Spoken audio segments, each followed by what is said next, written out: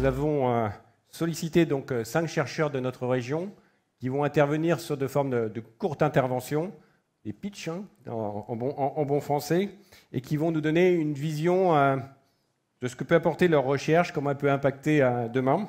Pour démarrer, on a fait le choix de nous intéresser à notre territoire, et on va s'intéresser plus particulièrement à la Loire. Et pour en parler, j'appelle Marc Villard, directeur de recherche à l'INRA.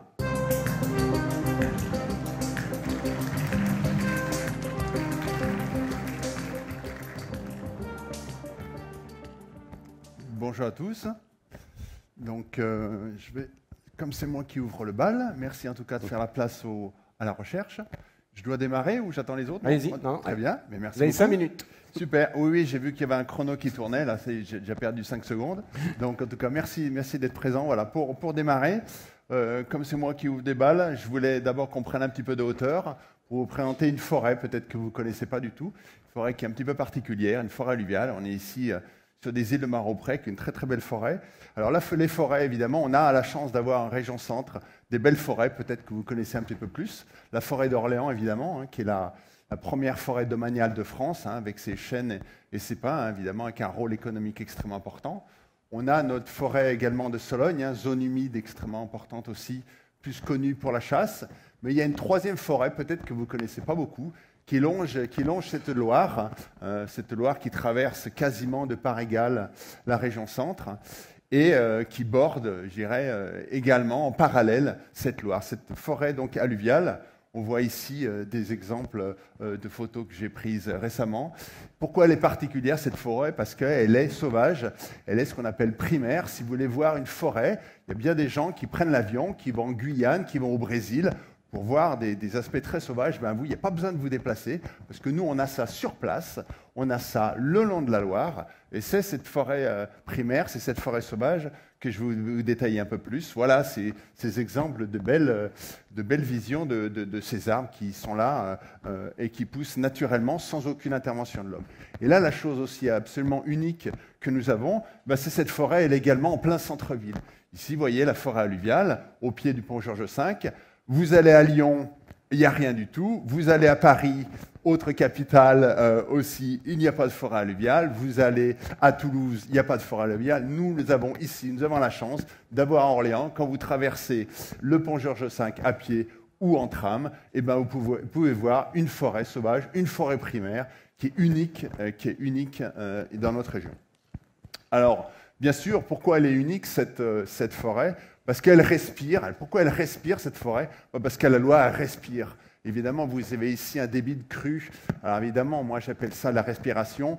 Pour certains, évidemment, aménageurs, certaines personnes qui ont des responsabilités de biens et de personnes, évidemment, vous appelez ça des crues.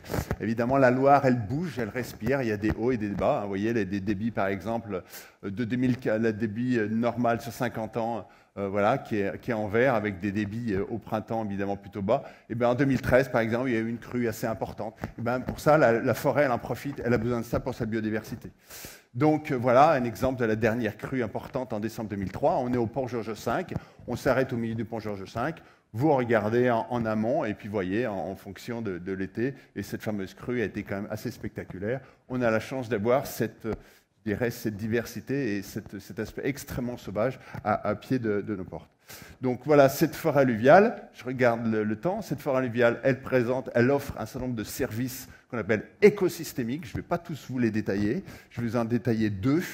La qualité de l'eau, vous voyez ici, à droite évidemment, un champ agricole absolument intensif, à gauche la Loire, et puis vous voyez cette bande boisée, voilà, qui joue ce rôle de filtre. On appelle ça en écologie un écotone, c'est une zone tampon qui fait le bail de filtre naturel, station d'épuration naturelle. On a besoin de ces forêts alluviales. Et ça, c'est un premier je dirais, service écosystémique extrêmement important. Il y a d'autres services écosystémiques. Et ben, le paysage, évidemment, la mission Val de Loire, on a bien compris, en inscrivant une partie de la Loire comme patrimoine mondial UNESCO, et ben, un paysage, on le sait bien, pour la Loire à vélo, les gens viennent à la Loire à vélo aussi pour voir les paysages, et la majorité des paysages, c'est bien sûr de la forêt. Voilà, donc nous chercheurs, eh ben, on l'étudie, cette forêt, on a la chance d'avoir en région centre à la fois les deux universités, l'Université d'Orléans, l'Université de Tours, les organismes de recherche, l'INRA, l'IRSTEA, le Conservatoire botanique national Bassin parisien et le Loiret Nature et Environnement, qui permet d'étudier, et on étudie depuis 7 ans, des îles grâce à des financements de la région Centre, mais également du FEDER Loire et de l'établissement public Loire, 7 îlots sur les îles de Maroux-Pré. Il me reste 38 secondes. Voilà, cette forêt alluviale est un écosystème extrêmement important. Nous avons ça à portée de main. On a la richesse de pouvoir l'étudier. Je vous remercie et je voulais dire aussi quelque chose d'important. Monsieur Bonneau, vous avez parfaitement eu l'intelligence de rebaptiser, je crois que c'est fin 2015, la région Centre en région Centre Val de Loire. Merci beaucoup. Bravo. Marc Villard, merci pour cette invitation à redécouvrir peut-être ce qu'on a tous les jours sous nos yeux. Est-ce que quand Léonard de Vinci était à Amboise, au bord de Loire, il voyait la même Loire ? Absolument, oui, tout à fait. À l'époque, voilà, même si la forêt était beaucoup plus, je dirais, utilisée par les riverains, hein, qui utilisaient la Loire comme ressource naturelle. Ils utilisaient le bois pour leur maison, ils utilisaient le fourrage pour les bêtes. Effectivement, Léonard de Vinci avait ça sous les yeux. Et je dirais que Léonard de Vinci en avait bien profité quand il était en Italie, parce que je suppose que vous savez que Léonard de Vinci a peint une célèbre toile qu'on appelle la Joconde. Et vous savez que la Joconde n'est pas peinte sur une toile, mais peinte sur du bois. Et le bois, vous savez peut-être tous que le bois utilisé est un bois de la forêt alluviale qui est du bois et du peuplier noir. Voilà, pour le lien également avec la forêt alluviale. Et si on se projette vers le futur, comment va évoluer la Loire à partir de vos travaux ? Je ne sais pas, est-ce qu'on peut l'imaginer dans 50, 100 ans, 200 ans ? Alors, la Loire, il faut savoir qu'elle est sauvage, mais aussi elle est partiellement régulée, hein, parce que, bien sûr, on a des usines, des centrales hydroélectriques, donc elle est partiellement régulée. Et aussi, on a ce lien avec la partie amont, hein, l'eau qu'on voit sous nos yeux ne vient pas de la pluie qui tombe à Orléans, mais vient en amont. Et donc, on a ces parties de barrage qui permettent de réguler. Et si tout ça fonctionne encore bien, si on laisse aussi tranquille la Loire, si on ne pompe pas trop et si on la détruit pas trop, je pense qu'elle a encore quelques années pour couler sereinement sous le pont Georges V, mais aussi au milieu de la forêt. Merci à Marc Villard. En cette période où on parle beaucoup de changement climatique, le président, je crois que tout à l'heure, va aussi continuer sur notre COP régionale, on parle beaucoup aussi de nouvelles énergies et la question de l'hydrogène revient régulièrement. Pour nous éclairer, j'appelle Pascal Brault, qui est directeur de recherche au CNRS.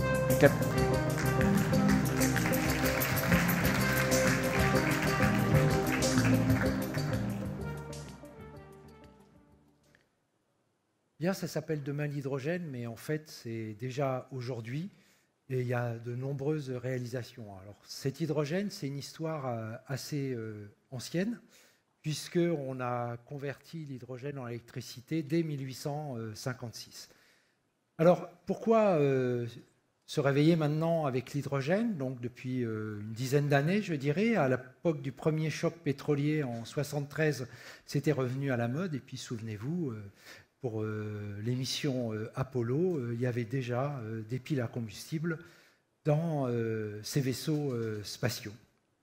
Alors en fait, il se trouve que l'hydrogène associé à un convertisseur électrochimique qu'on appelle une pile à combustible produit l'électricité qu'on peut utiliser donc pour faire tourner un moteur de voiture, de vélo, on verra par la suite, et puis surtout ne produit que de l'eau et de la chaleur, en résumé de l'eau chaude. Donc ça, c'est extrêmement intéressant. Et donc, dans le contexte actuel des énergies fossiles et des émissions de gaz à effet de serre, on comprend que ça peut avoir un intérêt assez majeur. Alors, l'autre intérêt de l'hydrogène, c'est que justement, par rapport aux énergies fossiles, par exemple le gasoil, on a une densité énergétique qui est 3 fois plus grande. Il a juste un petit inconvénient, c'est qu'il est difficile à stocker. On met 2 grammes d'hydrogène à la pression atmosphérique, là, si c'était dans l'air, et ça occupe 22 litres 4. Donc, ce n'est pas extrêmement facile à stocker. Si on veut mettre 100 litres d'hydrogène dans une voiture, ben, ça va être un petit peu... 100 litres d'hydrogène, ça va être un petit peu compliqué. Alors, ce qu'on fait, c'est qu'on est capable de le comprimer, par exemple, et on a des densités de stockage qui sont relativement intéressantes, et avec un réservoir d'à peu près 150 litres comprimé à 350 fois la pression atmosphérique, en toute sécurité. On est capable de parcourir aujourd'hui avec une berline 800 km sans faire le plein. Et puis si on est intéressé plutôt aux applications stationnaires, ça sera juste après, on peut le stocker sous forme solide. Alors on ne va pas transformer l'hydrogène en cristal d'hydrogène, mais simplement on va le faire réagir avec un métal qui a une très bonne affinité avec l'hydrogène, et on va faire un nouveau composé qui s'appelle un hydrure. Et celui-ci pourra stocker l'hydrogène le temps qu'on a besoin. Alors, qu'est-ce qu'on fait aujourd'hui avec l'hydrogène? Bien, de la mobilité électrique, puisque en fait, la pile à combustible, qui est le convertisseur, permet d'alimenter des moteurs électriques à hydrogène, comme on a des moteurs électriques à batterie. On peut aussi alimenter en énergie et en toute autonomie des bâtiments. Et par exemple, il y a une entreprise à Région Centre qui s'appelle Povidian, qui a équipé un immeuble, non pas en Région Centre, mais à Nantes, qui s'appelle Delta Green. Une réussite en Région Centre, c'est les vélos, la Loire à vélo avec le vélo hydrogène qui est en train de se développer actuellement. Et ça, c'est une opération en conjonction avec ce qu'on vient d'entendre de Marc Villard, c'est ça? Oui.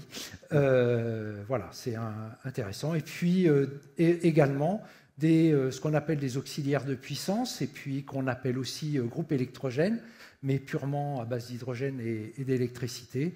Et pourquoi pas les utiliser directement sur des appareils, en particulier dans les hôpitaux.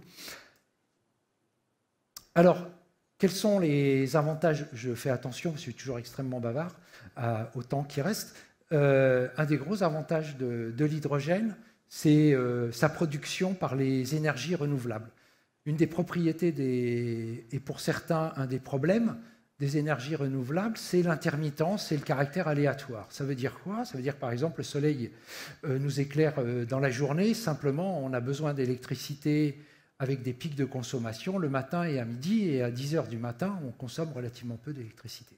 Donc, c'est le moment où on peut utiliser l'énergie du soleil, cette énergie disponible, pour fabriquer de l'hydrogène à un moindre coût, en transformant l'eau en hydrogène plus oxygène.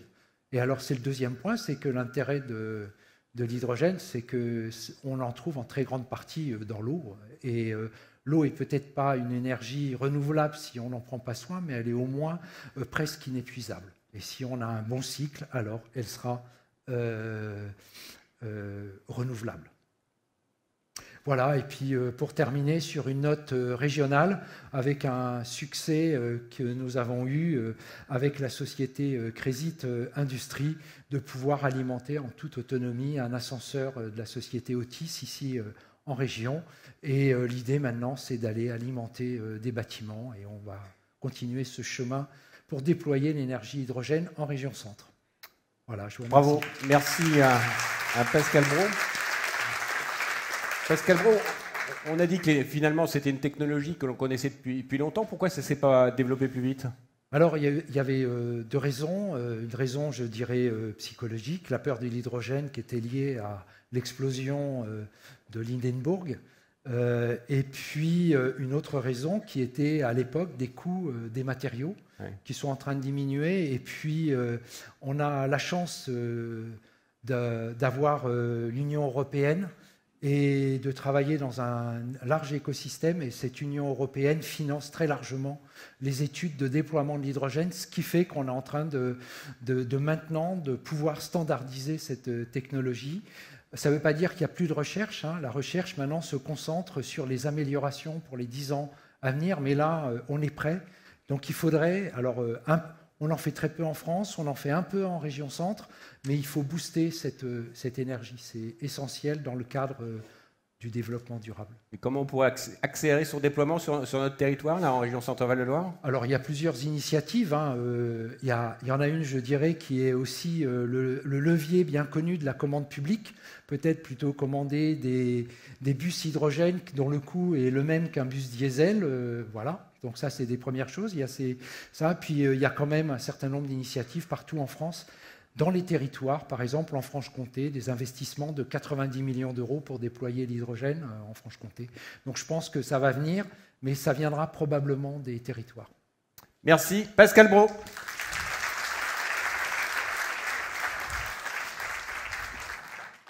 Si voir à travers les murs reste compliqué, voir à l'intérieur du corps est une réalité à fort enjeu. Pour en parler, j'appelle Eva Jacob-Todt, qui est aussi directrice de recherche au CNRS.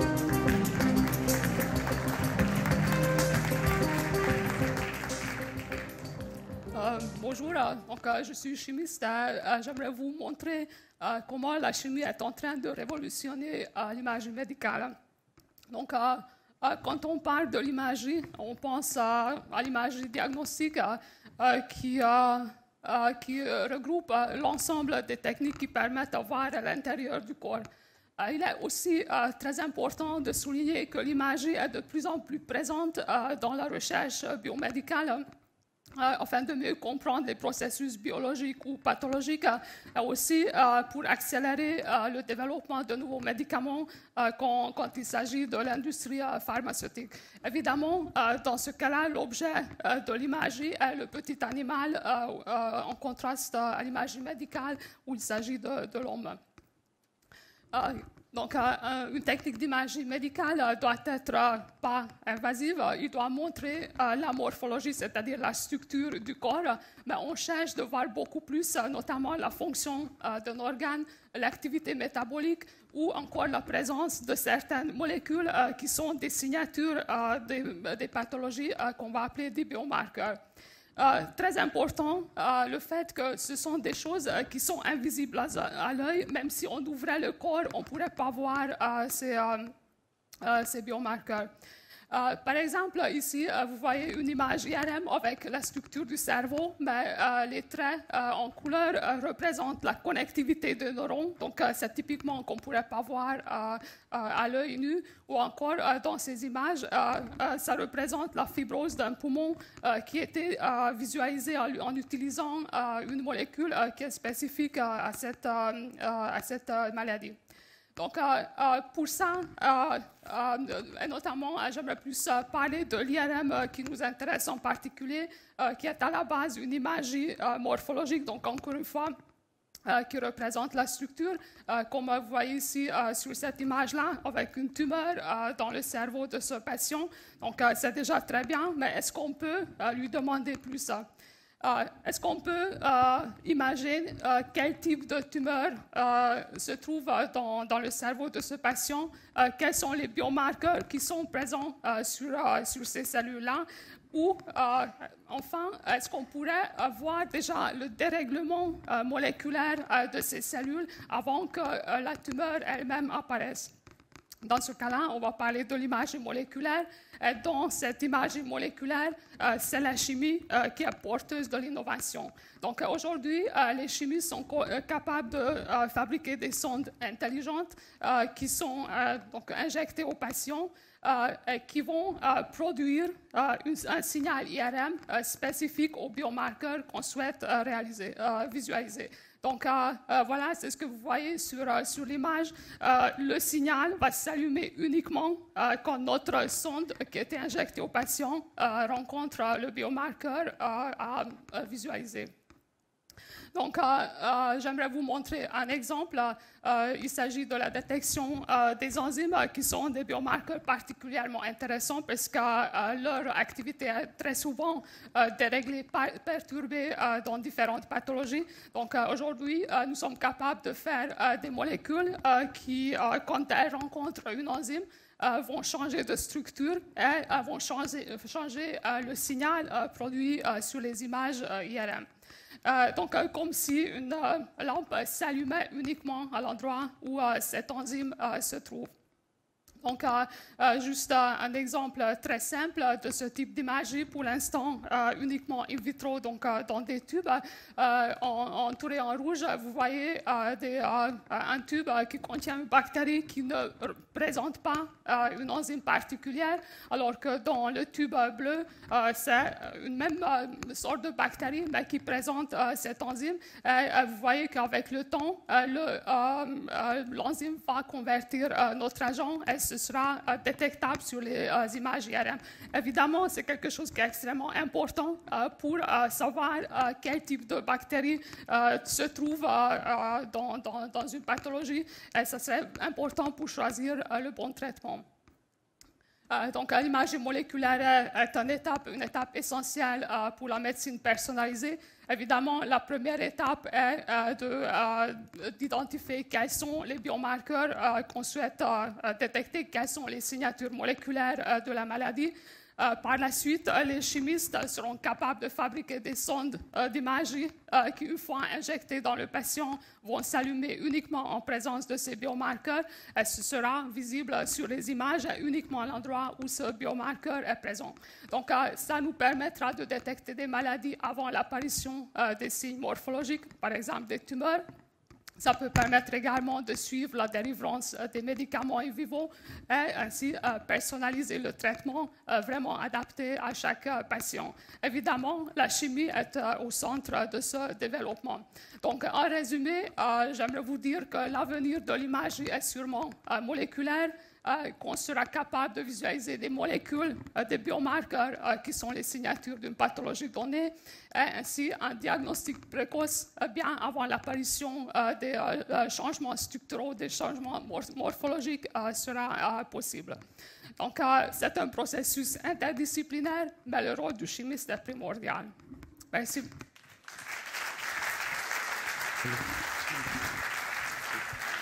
J'avais justement envie de vous demander quel était le profil du chercheur. On voit qu'il est à la fois biologiste, chimiste, physicien, c'est ça, c'est dans le laboratoire. Le profil de chercheur, que ce soit chimiste, biologiste ou physicien, c'est dans tous les cas quelqu'un qui est capable de discuter avec ses collègues des autres disciplines, parce que l'interdisciplinarité est vraiment un élément clé dans ce développement. Et est-ce que ce que vous développez là pour le corps humain, vous pourrez l'utiliser dans d'autres domaines? Je pense à l'industrie notamment, sur des... Nous, essentiellement, on travaille pour l'imagerie préclinique qui va aider la compréhension des maladies, qui va aider le développement des médicaments. Et si le profil de cette molécule est vraiment très bon, on peut l'amener aux applications humaines. Mais dans un premier temps, c'est surtout l'imagerie préclinique qui est notre objectif. Merci. Eva, Jacob. Top.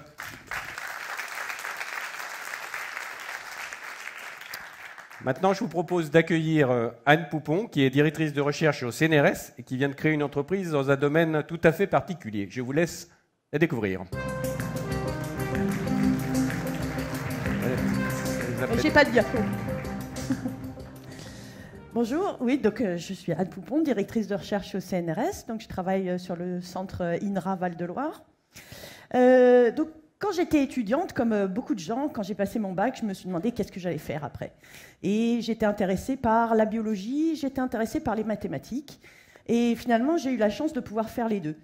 Donc l'idée derrière ça, c'était, alors en physique, il y a un siècle, on a commencé à faire des progrès énormes quand on s'est rendu compte qu'on pouvait mettre des modèles mathématiques derrière les phénomènes physiques. Et qu'en exploitant ça, on pouvait faire des découvertes de choses qu'on ne pouvait même pas voir encore. Les ondes gravitationnelles, la relativité. Moi, j'étais persuadée qu'on peut faire la même chose en biologie, qu'il y a derrière la biologie des modèles mathématiques qu'on ne connaît pas encore, mais que le fait de pouvoir les trouver, de pouvoir en mettre, ça va nous aider à aller plus loin que ce qu'on peut voir, que ce qu'on peut observer. Donc j'ai commencé à faire ça quand je suis rentrée au CNRS et j'ai découvert l'intelligence artificielle qui permet de faire ça, qui permet d'aller chercher derrière un gros ensemble de données, c'est ce qu'on appelle le deep learning maintenant. On a plein de données auxquelles on ne comprend rien, et avec l'intelligence artificielle, on peut commencer à sortir des modèles mathématiques dans ces données.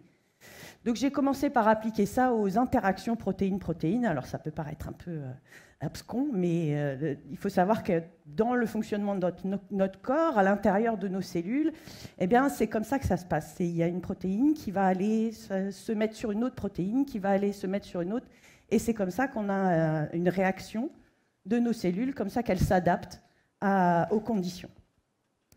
Quand je suis arrivée à l'INRA en 2009, j'ai découvert qu'un cas particulier de ces interactions protéine-protéine, c'était les interactions entre les anticorps et leurs cibles. Et dans ce contexte-là, il faut savoir que les anticorps, alors parmi les 10 médicaments les plus vendus actuellement, il y en a 7 qui sont des anticorps, et ça va en croissant très rapidement, parce que les anticorps permettent de faire des choses extrêmement précises que ne permettait pas de faire la chimie. Et donc, je me suis lancée dans des méthodes qui permettent de caractériser ces anticorps. Et notre objectif, c'est vraiment d'amener... Donc, il y a toute une phase... Alors, il y a 2 phases principales dans la conception d'un médicament. Une première phase qu'on appelle préclinique, qui est avant les essais thérapeutiques. Cette phase-là, jusqu'ici, elle durait 3 ans à peu près. Et nous, vraiment, les méthodes qu'on a développées, on pense que ça peut permettre de ramener ça à quelques semaines. Et de plus, je surveille le temps quand même, de plus, ça permet, il faut savoir aussi qu'il y a 90% des molécules qui démarrent les essais thérapeutiques qui n'iront pas au bout, qui vont être des échecs. Ça, c'est pareil, c'est une perte de temps. Et une perte de temps, ça veut dire qu'il y a moins de molécules qui arrivent aux patients à la fin. Donc c'est pareil, notre idée, c'est aussi qu'on peut amener des meilleures molécules dans les essais thérapeutiques et avoir moins d'échecs. Voilà, et c'est comme ça qu'on a créé la société Mapsilico il y a 2 ans, et voilà, qui valorise mes résultats de recherche et qui va faire aussi plein de recherches elle-même maintenant. Voilà. Moi, je suis un peu en avance. Et l'entreprise vient d'être lauréate. Voilà, l'entreprise est lauréate très récente du concours BPI Innovation. Voilà. Donc bravo.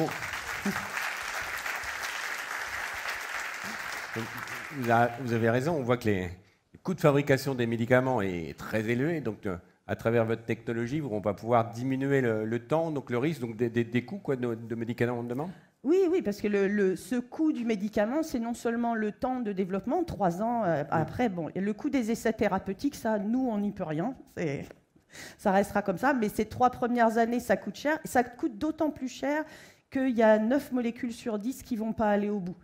Donc si on peut faire en sorte que ça dure que quelques semaines et qu'il y en ait 1 sur 2 qui arrive jusqu'au bout, c'est énorme comme gain, et en efficacité et en coût aussi. Est-ce que dans le futur, on va vers des médicaments plutôt sur mesure, de fait ? De fait, si on est capable de donner des molécules qui ont des très bonnes chances d'arriver au bout et de réduire suffisamment les coûts, on peut se permettre de développer beaucoup plus de molécules, donc des molécules plus sur mesure pour des pathologies plus rares. Voilà. Merci beaucoup. Anne Poupon. Merci.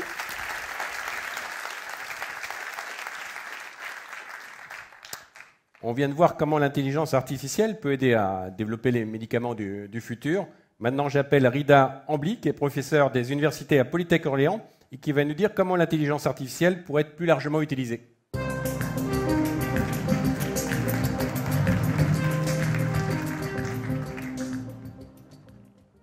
Bien, bonsoir à tous. Pardon. Donc, l'objectif de mon speech, c'est de vous donner quelques éléments de réflexion sur l'introduction, l'utilisation de l'intelligence artificielle dans l'entreprise. Donc, pour ce faire, j'ai organisé ce speech sous la forme de 4 questions. Alors, la première, pour démystifier justement l'intelligence artificielle qui fait tant peur. Il faut savoir d'emblée que le terme intelligence artificielle est apparu dans les années 50-60, globalement aux États-Unis, sous l'appellation, le terme artificial intelligence, et le terme intelligence en anglais américain ne désigne pas, au moins dans ce contexte, exactement la même chose comme on l'entend en français. Intelligence, c'est information, données, data. Tout le monde connaît au moins le nom de la CIA, Central of Intelligence Agency, intelligence et renseignement. Donc l'intelligence, dans ce cadre, c'est l'information et le traitement associé à cette information, données, data, etc., connaissances, pour créer donc une information d'ordre supérieur qu'on peut appeler intelligence. Artificielle, c'est l'opposé de naturel. Artificiel, c'est créé, effectué par un non-humain, donc c'est-à-dire un algorithme informatique. Donc finalement, comment on peut définir l'intelligence artificielle, comme c'est indiqué sur le slide, c'est des programmes informatiques capables de traiter des informations complexes, de simuler artificiellement l'intelligence Et ceci donc est basé sur donc l'utilisation d'algorithmes dits d'apprentissage, hein, donc qu'on appelle machine learning, le fameux machine learning en anglais, à partir donc de bases de données. Donc là, j'ai rajouté un schéma qui explique, hein, devant une problématique donnée. Donc, on dispose de données, d'informations, de data de un certain nombre de situations, donc relatives à la problématique. Et puis, donc, il y a une expertise. Hein, donc, ces informations seront, à travers ce schéma, donc, vont subir un apprentissage, donc, par l'algorithme. Là, on parle justement donc du fameux machine learning. Donc l'intérêt, c'est quoi? C'est que donc, suite à cet apprentissage, hein, devant une nouvelle situation non présentée durant donc, la phase d'apprentissage, donc on est capable, hein, d'effectuer de nouvelles prédictions, de prendre des décisions en conséquence. En gros, hein, donc, de façon très schématique, hein, c'est quoi? On va former des ingénieurs, des médecins, des radiologues artificiels sous forme informatique. Donc, ce que vous voyez en amont, hein, c'est un peu, donc, j'allais dire, la matière qui servira pour l'apprentissage des réseaux.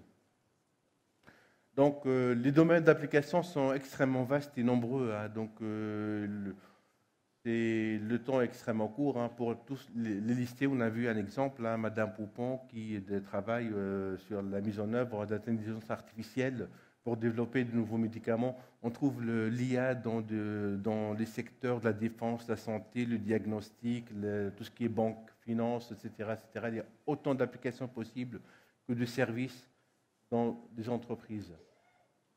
Donc, l'utilité de l'IA, elle est cours de la transformation numérique. Hein. Donc là, on parle depuis un moment, hein, de l'usine 4.0, donc là où tout sera connecté, numérisé sous forme d'algorithmes numérisés.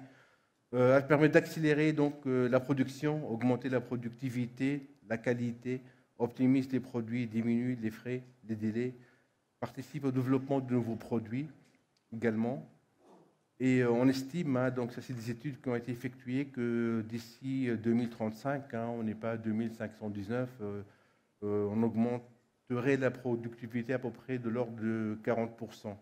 Il y a un autre avantage, hein, donc, de l'intelligence artificielle que je n'ai pas mis ici, à savoir donc, finalement, hein, on va former des ingénieurs numérisés, donc ils vont travailler 24/24 gratuitement, et puis surtout ils ne font pas grève, quoi.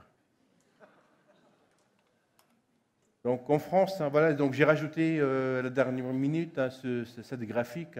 Donc là, ce qu'on voit ici, c'est le nombre de startups créées en 2018, dont le top 10, hein, donc on voit en France, hein, donc là c'est la 7e position, très loin devant les États-Unis, hein, 109 startups créées dans ce domaine.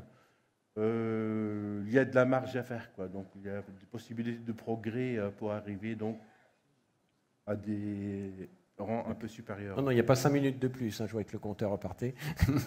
Donc, j'ai épuisé mon temps, c'est bon? Oui, mais finissez, je vous en prie. Très brièvement, hein, donc c'est ma dernière question. Donc, la mise en œuvre de l'intelligence artificielle dans l'entreprise. Hein.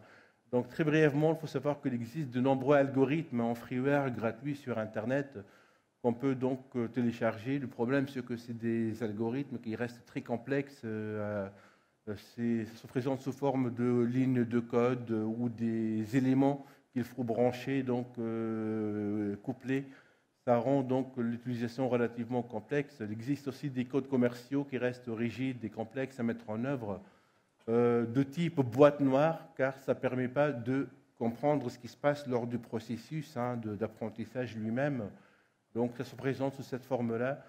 Finalement, donc, ça nécessite des experts, hein, qualifiés dans ce domaine, puis ils sont rares parce qu'il y a très peu d'universités, d'établissements qui forment sur cette thématique.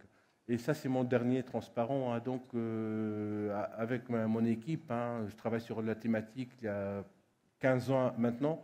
On travaille sur donc, le développement d'algorithmes puissants dans ce domaine, les réseaux de neurones artificiels, donc, qui assure, hein, donc, toute une série de tâches, en tout cas donc,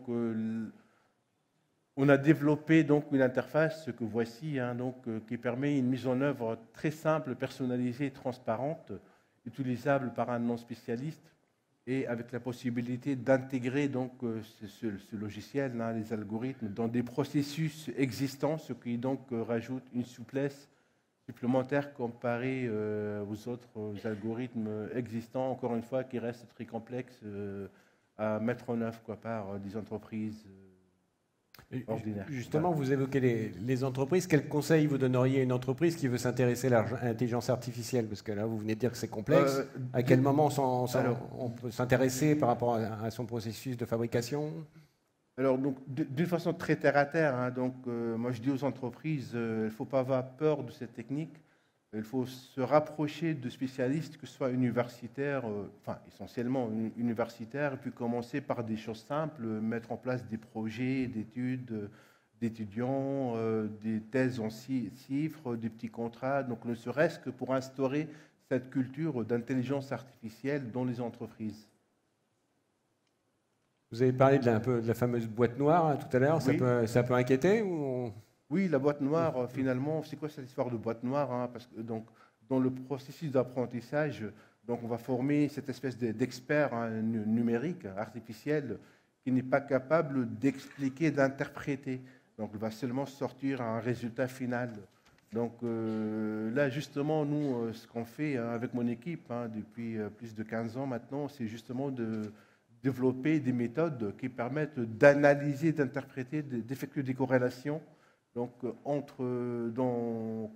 le processus entrée vers la sortie. Merci, Arida Hamdi. Au revoir. Un grand merci d'ailleurs à tous nos chercheurs de s'être prêtés à cet exercice. Et nous commençons un peu, grâce à eux, à entrevoir un peu ce que pourrait être le futur.